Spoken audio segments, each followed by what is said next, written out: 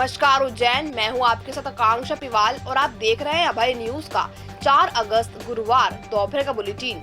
आइए एक नजर डालते हैं शहर की बड़ी खबरों पर। इस बुलेटिन के प्रायोजक है आरके डेवलपर्स। शानदार घर खरीदें अब अपने बजट में। उज्जैन की नई नगर सरकार शुक्रवार को कालिदास अकादमी परिसर में शपथ लेगी। महापौर सहित 54 पार्षदों को कलेक्टर आशीष सिंह पद एवं गोपनीयता की शपथ दिलाएंगे। कार्यक्रम के लिए कालिदास अकादमी को तैयार किया जा रहा है। उज्जैन के नए महापौर और पार्षदों का निर्वाचन यूं तो 17 जुलाई को ही हो गया था, लेकिन शपथ बाकी थी।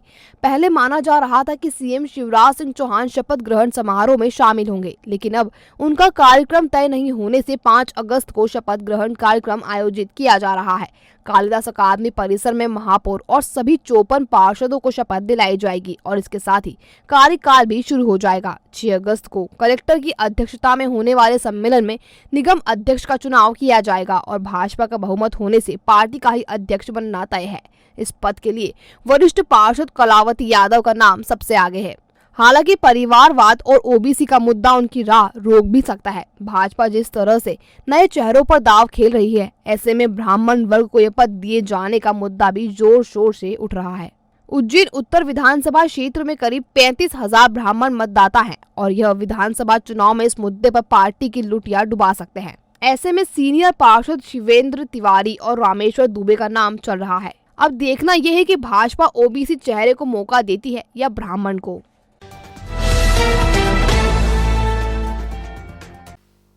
आजादी का अमृत संदेश लेकर आरपीएफ के बाइकर्स साबरमती से नई दिल्ली के लिए निकले हैं। अलग अलग जोन से निकल रही आरपीएफ की रैलियां 11 अगस्त को नई दिल्ली पहुंचेंगी।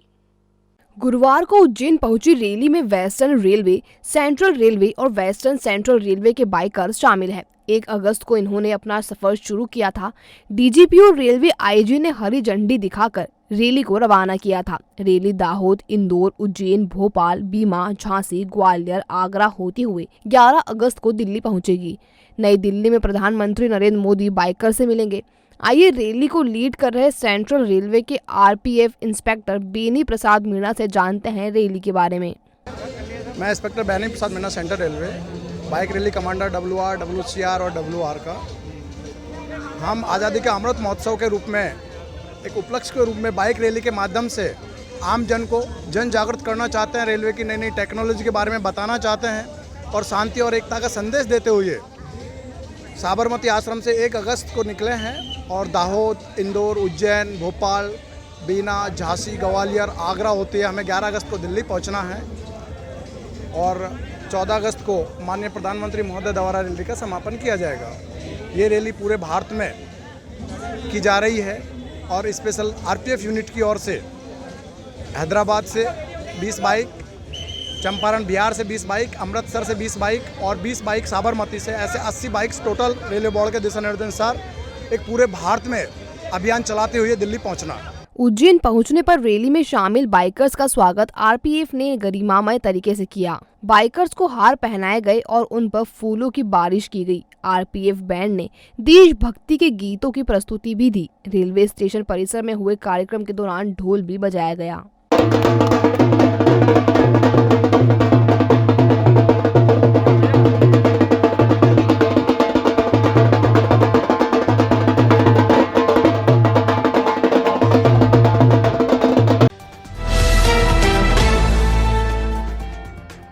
मोतीनगर हत्याकांड के फरार आरोपियों की गिरफ्तारी को लेकर दिए गए सूर्यवंशी डाबी समाज के धरने का असर पुलिस की कार्रवाई पर दिखाई दिया। पुलिस ने हत्याकांड के 3 आरोपियों को गिरफ्तार कर लिया है। हालांकि पार्षद पुत्र लाखन अब भी फरार है। मोतीनगर में रहने वाले भरत डाबी पर पत्नी से हुए विवाद के बाद उसके ससुर राजू चोरडिया, साले आयुष, विशाल और लाखन वाघेला ने जानलेवा हमला किया था। भरत को बचाने आए उसके काका करण सिंह डाबी और उनके बेटे अर्जुन सिंह डाबी पर भी आरोपियों ने हमला बोला था। इसमें करण सिंह की मौत हो गई। घटना के 10 दिन गुजर जाने के बाद भी आरोपी पुलिस की पकड़ से दूर रहे तो सूर्यवंशी समाज ने बुधवार को एसपी ऑफिस घेर दिया। पुलिस ने रात में ही हत्याकांड के आरोपी राजू चोरडिया, विशाल और आयुष को गिरफ्तार कर लिया। पार्षद पुत्र लाखन वाघेला और कृष्णाबाई फरार है। इनकी तलाश में पुलिस दबिश दे रही है। भैरवगढ़ क्षेत्र में गोंसा में सोच के लिए जा रहे एक मजदूर को ट्रॉले ने रौंद दिया। मौके पर ही मजदूर की मौत हो गई। हादसे के बाद राजस्थान का रहने वाला ट्राला चालक भाग निकला। 40 साल के रतन पिता भागीरथ चौधरी शौच के लिए जा रहे थे। इसी दौरान भैरवगढ़ तरफ से आए एक तेज रफ्तार ट्राले ने उन्हें अपनी चपेट में ले लिया। रतन लाल का शव ट्राले में बुरी तरह फंस गया।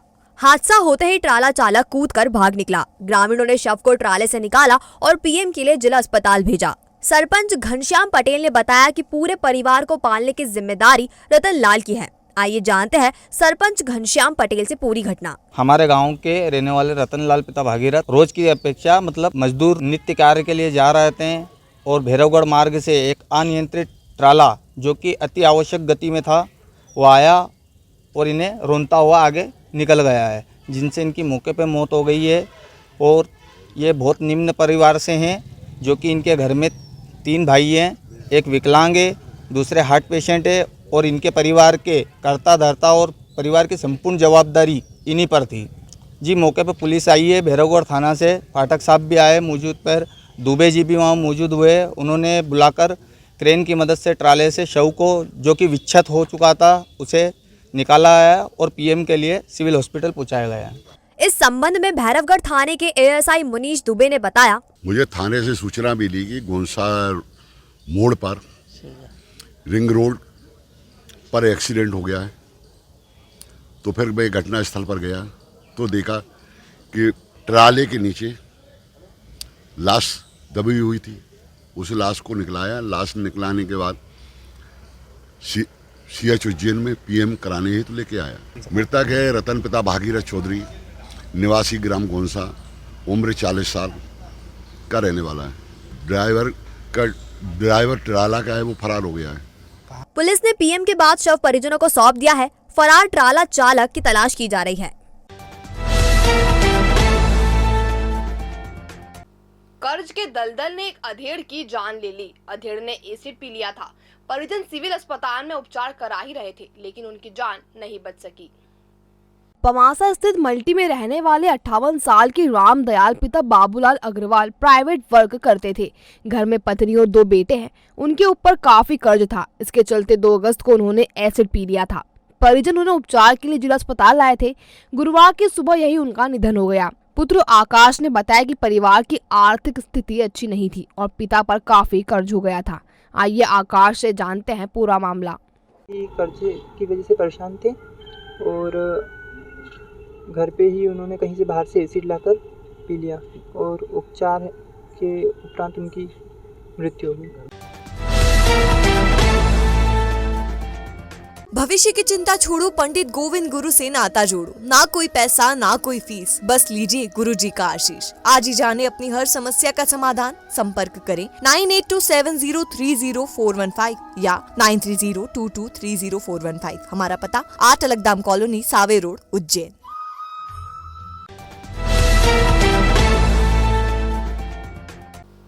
सांदीपनि राष्ट्रीय वेद विद्या प्रतिष्ठान के सचिव के खिलाफ गुरुवार को नारे लग गए। विद्यार्थियों और आचार्यों ने मोर्चा खोल दिया। महर्षि सांदीपनि राष्ट्रीय वेद विद्या प्रतिष्ठान में देश के कई हिस्सों से छात्र पढ़ने आते हैं। आचार्य और छात्रों ने वर्तमान सचिव विरूपक्ष जगड्डी लाल के विरोध में नारे लगाए।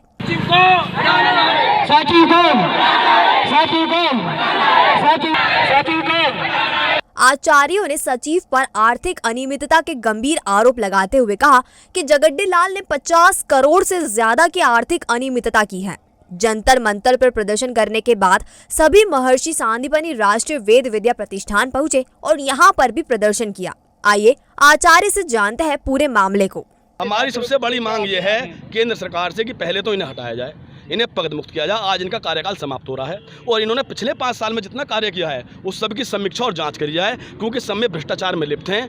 इन्होंने आर्थिक लाभ इतने उठाए हैं, पूरे 5 साल में इन्होंने 350 करोड़ रुपये के पास आया है, जिसमें इन्होंने लगभग 35 से 50 करोड़ का घोटाला करा है। उसी को बचाने के लिए पद से लिपटे हुए हैं, क्योंकि नए सचिव आएंगे, सबसे जाँच होगी, ये जेल जाएंगे। क्या नाम है इनका? ये कब से ये पिछले 5 साल से यहाँ पर स्थापित है। इनका नाम है विरूपाक्ष जड्डीपाल। अभी एक इन्होंने अवैध नियुक्ति मध्य प्रदेश में ही पाणिनी में किसमें की थी? पाणिनि विद्यालय में की थी, जिसमें ये भ्रष्टाचार में पकड़े गए हैं। वो पद अभी नियुक्त, जो पद जिनको दिया गया था, इनके खास आदमी को मध्य प्रदेश सरकार ने उनको क्या नाम है हटा दिया है, उस पद को निरस्त कर दिया गया है और इन पर उस पर जाँच बैठी हुई है। हाँ, आज हमारा खाली यहाँ पे एक ज्ञापन है और कल से हमारी अनुमति मिलती है, अनिश्चितकाल धरना है, प्रदर्शन होगा। अभी जंतर मंतर पे हम लोग प्रदर्शन करके आए हैं, पूरे भारत के लोग वहाँ स्थापित हुए थे। इस संबंध में जब सचिव के मोबाइल नंबर पर बात करने की कोशिश की गई तो उन्होंने फोन ही रिसीव नहीं किया और मीडिया के सामने आने से भी इनकार कर दिया। फिलहाल देश से आए सैकड़ों आचार्य और उनके शिष्यों ने तहसीलदार अनिल मोरे को ज्ञापन सौंपकर निष्पक्ष जांच की मांग की है। शुक्रवार से हजारों छात्र और आचार्य अनिश्चितकालीन धरने पर बैठने की भी तैयारी कर रहे हैं। यहाँ हम आपको बता दें कि पूरे देश में 450 से अधिक विद्या प्रतिष्ठान हैं, जिनमें लगभग 5000 छात्र शिक्षा ग्रहण कर रहे हैं। उज्जैन का वेद विद्या प्रतिष्ठान केंद्र सरकार के अधीन काम करता है। हर साल प्रतिष्ठान को करीब 100 करोड़ का अनुदान दिया जाता है। महाकाल मंदिर के आसपास आए दिन हो रही मारपीट, चाकूबाजी की घटनाएं और अवैध वसूली को रोकने के लिए करणी सेना और हिंदुवादी संगठनों ने गुरुवार को एएसपी को ज्ञापन सौंपा। इसमें अवैध गतिविधियां नहीं रुकने पर शौर्य यात्रा निकालने का अल्टीमेटम दिया गया है। इनका कहना, महाकाल मंदिर के आसपास कांवड़ यात्रियों के साथ मारापीटी और श्रद्धालुओं के साथ चाकूबाजी की घटनाएं पिछले दिनों हुई है। इसके साथ ही अधिक किराया वसूलने की शिकायत भी हो रही है। इससे ही करणी सेना, मूल और हिंदुवादी संगठन नाराज है। गुरुवार की दोपहर ये लोग एसपी कार्यालय पहुंचे और विरोध प्रदर्शन किया। इनका कहना है कि ऐसी घटनाओं से शहर की छवि प्रभावित होती है। नारेबाजी करते हुए पुलिस कंट्रोल रूम पहुंचे करणी सेना के लोगों ने पुलिस प्रशासन होश में आओ के नारे भी लगाए। होश में आओ, पुलिस प्रशासन होश में आओ, होश में आओ। बाद में एएसपी आकाश भूरिया को ज्ञापन सौंपा। आइए करणी सेना के प्रदेश संगठन मंत्री से जानते हैं पूरा मामला। श्री राजपूत करणी सेना मूल एवं हमारे जो हिंदू संगठन के भाई हैं, हिंदू संगठन के जो लोग हैं, उन लोगों ने संयुक्त रूप से आज यहाँ एडिशनल एसपी महोदय को ज्ञापन दिया है।